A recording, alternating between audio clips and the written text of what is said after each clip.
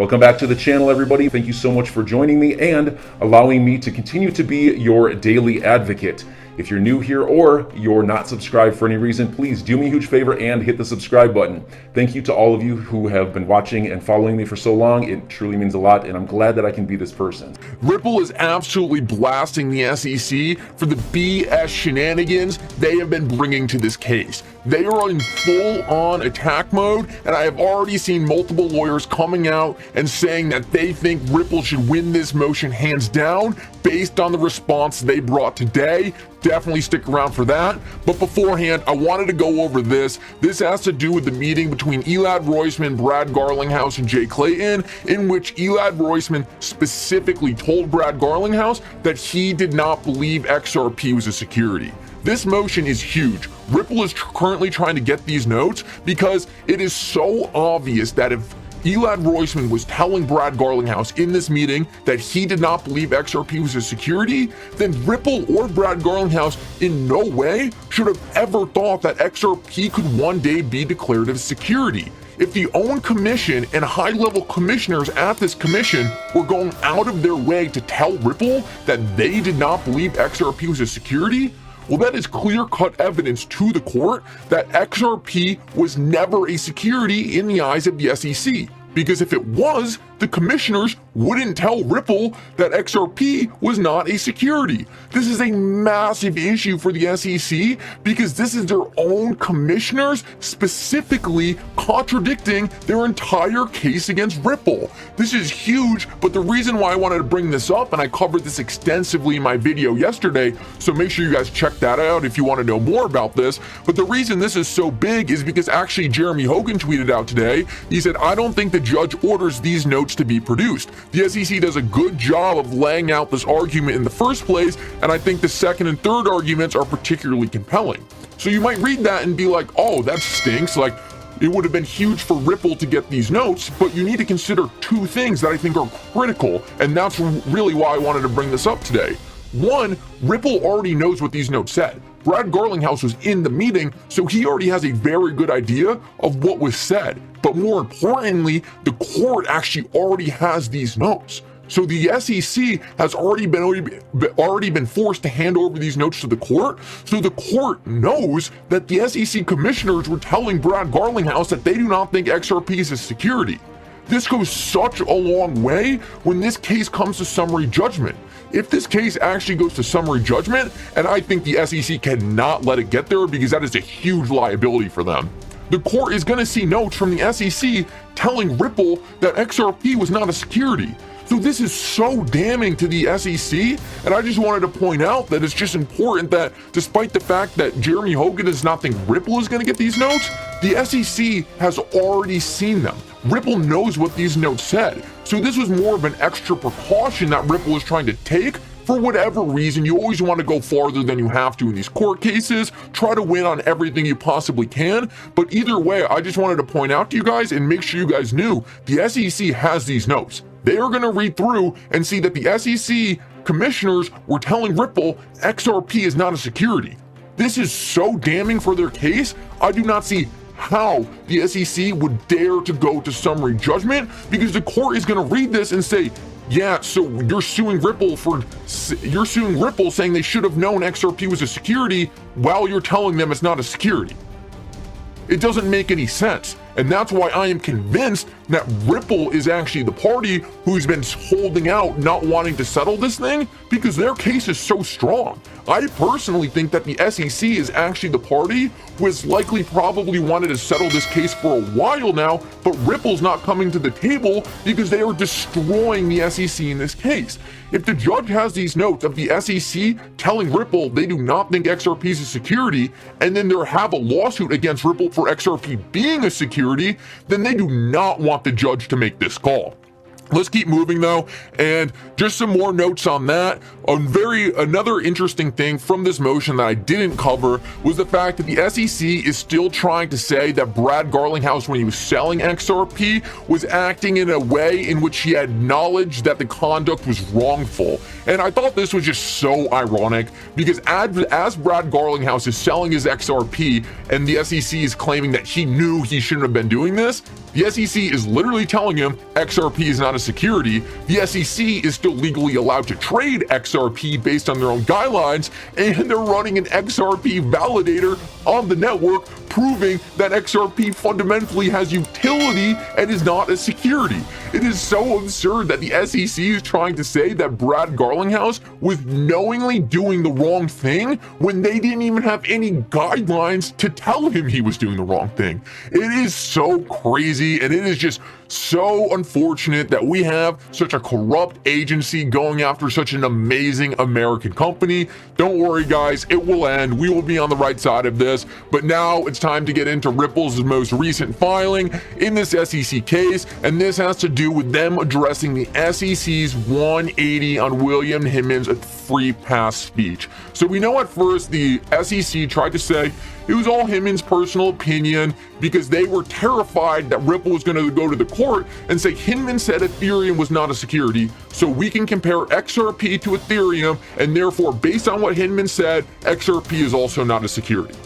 The SEC knew they couldn't argue this. It's impossible. They knew they couldn't argue that, so they tried to say, okay, it was Hinman's personal opinion, so therefore you cannot compare Ethereum to XRP. Well, now that left the SEC in another issue. Because if it was his personal opinion, then why was he saying this? It was clearly guiding the market, and so that entitles Ripple to get emails regarding this speech. Because if it was all William Hinman's personal opinion, well, he shouldn't have been doing this. So why was he going around saying this stuff? Ripple deserves those emails to see what was going on behind the scenes. So now the SEC is stuck in a position where they are flip-flopping between these issues because they don't want either scenario to play out. They want to just keep delaying this issue indefinitely until hopefully something happens that could save their case. I've said multiple times on this channel, the SEC's only weapon right now is time. No matter where they bring this case, the facts are against them. But if we jump in and see what Ripple has to say about this, there were some very interesting quotes. And I want to just go over this first paragraph because there are some bombs in this first paragraph. First, Ripple says the SEC's motion is an inappropriate attempt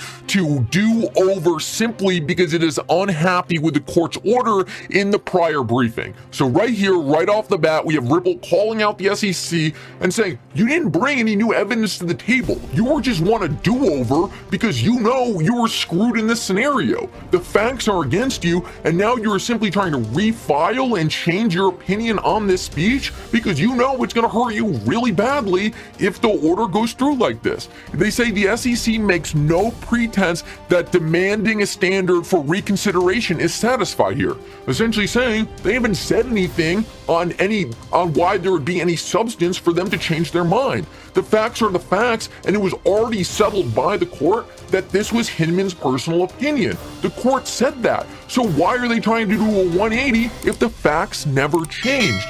Instead, it seeks to yet again brief an issue that has been extensively litigated for a year now, but this time based on a new theory and a reversal of course. Why is the SEC, or why should the SEC be allowed to keep arguing the same issue that has been ruled on again and again, and simply the SEC, changing the facts based on the court's decisions that have already been made? Ripple is trying to say that if the SEC brought this case against Ripple and had this whole theory on why Ripple was breaking the law, how is it that they are constantly changing their position throughout the entire case? This is something you would expect from the party who is in the wrong, the party who's trying to change the facts to make it fit their story. The SEC is clearly in the wrong here because if they weren't, they would just tell the facts as they are. The fact that they're constantly switching their argument, and Ripple points this out, it shows that they do not have a clear theory of what their case even is. I want to keep scrolling through here, and thing's a little long, so it might take me a second to find this, but also, Ripple also brings up the library case, and if you guys remember the video I did on that, Ripple specifically says, so after, and I talked about this enough, the SEC did their double flip-flop, Hinman's personal opinion to SEC guided, now they're going into another case after they said this speech was SEC guided, and in this other case are saying it's back to Hinman's personal opinion. So now we're at a triple flip-flop. The SEC does not want to take any responsibility for the things it said, and this is not providing the market with guidance. And if we keep going, there's one more thing at the end here I wanted to show you, and Oh, it says right here, the stakes of this litigation are simply too high to permit the SEC to stand on the DPP to avoid producing prohibitive evidence while maintaining optionality as to whether the process at issue and in its accumulation reflected agency policy at all. So what Ripple is saying here, they're saying this lawsuit is way too important for the SEC to constantly be flip-flopping on some of the most key points in this lawsuit. They're essentially telling the court the fact that the SEC cannot make up their mind about this critical issue is essentially proving Ripple's whole point, in which they were never given fair notice on what the heck was going on in the crypto market. This is a smackdown, and as we can see right here from Fred, he's a lawyer I follow, he says an absolute takedown by Ripple. Only reason for Judge Nepern to agree with the SEC would be political. Hopefully she denies this motion next week, then cue the SEC appeal to Judge Torres. The SEC loses there, and that would be the first real likelihood of a settlement. So this is huge. He thinks right here that this issue could lead to a settlement, and that is because he believes that the SEC will likely lose this motion because the merits, they're just not on their side. So Judge Nepern denies it. They appeal it to Judge Torres. Judge Torres denies it, and at that point they are stuck. They are going to have to hand over the emails or compare XRP to Ethereum. They can't do either of those. Both of them would be incriminating to the SEC and prove that their case against XRP was nothing short of an attack on the ecosystem for whatever reason they decide to launch this BS case. So Fred believes this could be our first massive point in which this case could be settled. Now, I do not know whether or not the SEC would have to hand Ripple a package that was good enough for them not to take this case as summary judgment. As I talked about earlier, Ripple has a very strong case right now, so the SEC is going to have to make a very compelling argument for Ripple to settle this thing. Another great line from this document, the SEC seems to argue that the speech would fall within an administrative twilight zone, essentially saying the SEC does not want to. There's two scenarios, either SEC guided or Hinman's personal opinion. The SEC now wants it to be neither of them because they know they can't win this case almost no matter what this speech ends up being. No matter what, it incriminates the SEC to such a high degree that their only option right now is just to keep delaying. No matter what gets ruled on, unless the SEC is just held to no responsibility, as long as they are held within fair rules of any normal agency, this Ethereum free pass speech is going to completely screw over their case against XRP. Wanted to finish off this video by this tweet by Bill because I think it really well described the absurd nature of what the SEC is doing here, and it has to do with the fact that they are currently litigating this case in a method where they are trying to win at any cost.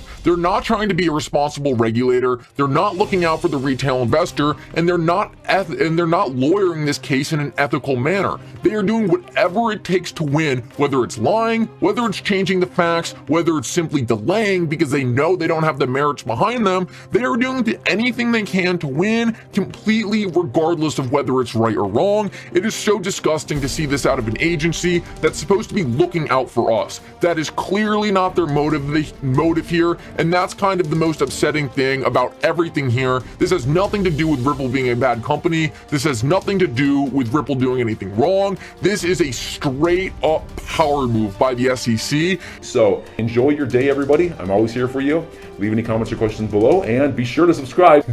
But thanks, everybody. I really appreciate you. Enjoy your day, and I always have your back. So thanks so much, everybody.